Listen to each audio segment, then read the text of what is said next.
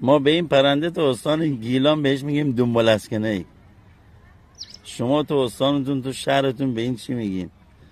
عاشق آینه است. هر جا آینه ای وجود داشته باشه، رو ماشین، حالا رو شیشه خونه، هر جایی که باشه دوست داره چهرهش ببینه و بهش نوک بزنه. فکر میکنه هم نوش، حالا نمیدونم اشتباهی میگیره یا میخواد جنگ بکنه باش.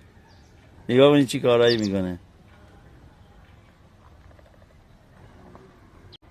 و نگاه کنید حالت بپر داره همیشه. پروازش طولانی نیست، یعنی 10 متر پرواز بکنه دوباره در جا میاد میشه. یعنی عاشق آینه است.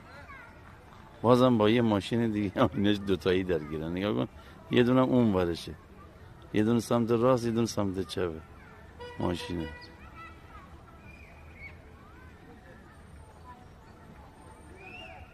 عاشق آینه است.